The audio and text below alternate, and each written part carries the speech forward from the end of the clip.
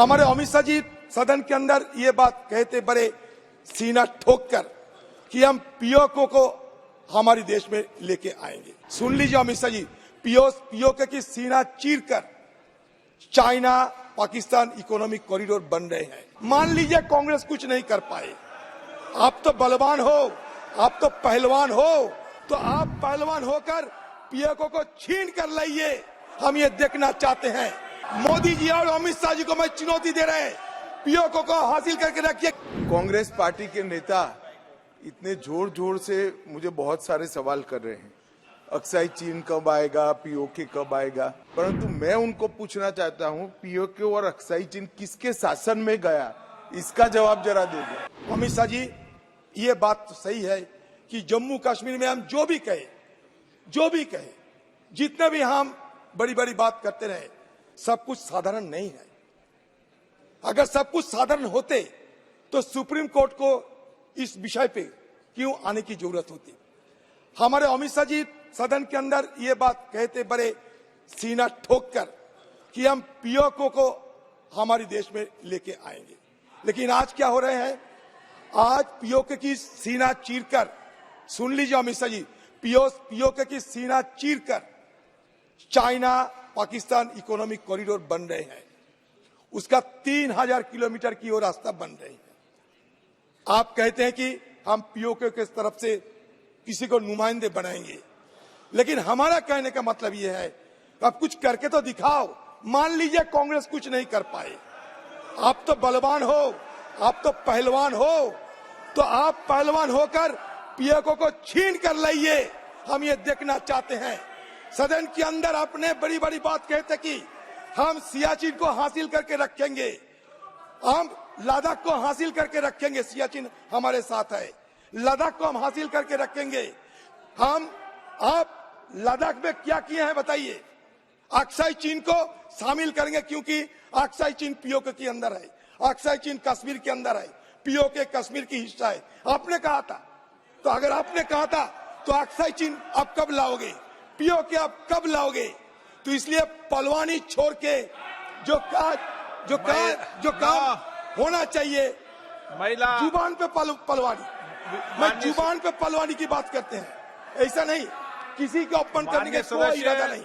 मैं जुबान पे पलवानी की बात करते हैं। बड़ी बड़ी बात तो कहते हैं। उस पे भी जो पीओके है उस पे भी महिला आरक्षण रखा है, चिंता मत करो। हाँ सर, बात तो यह कि पीओके तो हमारे हाथ में नहीं है, तो अमित शाह जी कहे कि कब पीओके हमारे हाथ में आएंगे। बलवान पुरुष है इसलिए पूछ रहा हूं, ये दोनों सुबह शाम हाँ करके दिखाइए, चुनाव होने की पहले करके दिखाइए।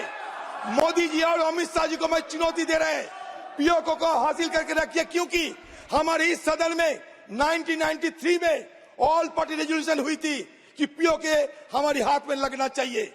अब चीन वहां से सड़क बना रहे हैं, चीन के खिलाफ एक जुबान, चीन के खिलाफ एक बात नहीं कहेगी। गृह मंत्री माननीय अध्यक्ष जी,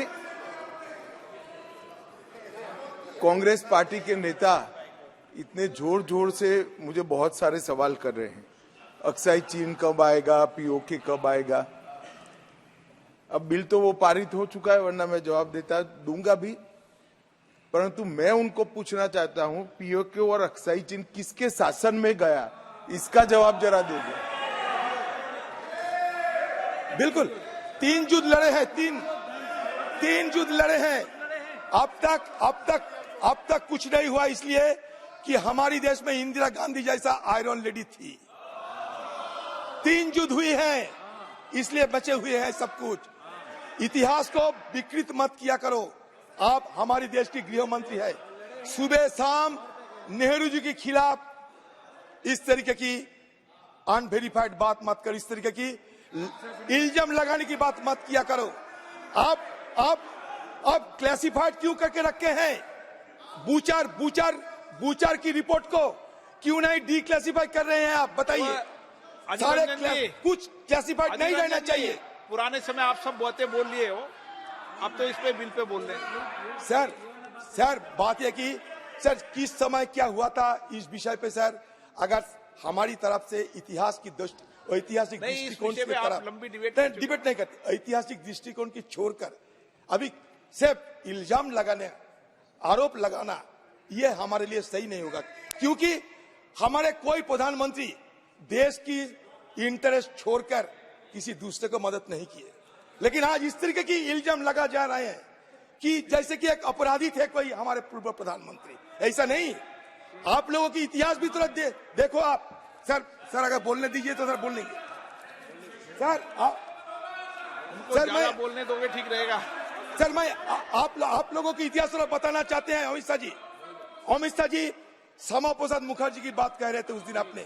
आपको याद है 1941 में श्यामा प्रसाद मुखर्जी और फजलुल हक, एक हिंदू महासभा की और एक मुस्लिम लीग, दोनों मिलकर बंगाल में सरकार बनाई थी। आपको याद है? इसके पीछे कारण क्या थी? और वो श्यामा प्रसाद मुखर्जी फजलुल हक से सत्ता बनाए थे 1941 में। ए ईयर बिफोर दैट, एक साल पहले, जो फजलुल हक वो पुराना बिफोर इज फॉलोड क्यों पढ़ते हो with the Muslim league had moved. Sir नहीं, ये कागज पढ़ चुके हैं पुराने रिकॉर्ड में। पाकिस्तान रेजोल्यूशन फजलुल हक ने तय किए थे 40 साल में, और एक 40 साल मुल्क के साथ आप सरकार बनाने गए। आगे बढ़े। सिंध में नॉर्थ वेस्टर्न फ्रंटियर में मुस्लिम लीग के साथ क्यों आपने पाकिस्तान की मदद करते हुए सरकार बनाए थे? चलो, जवाब है आपके पास।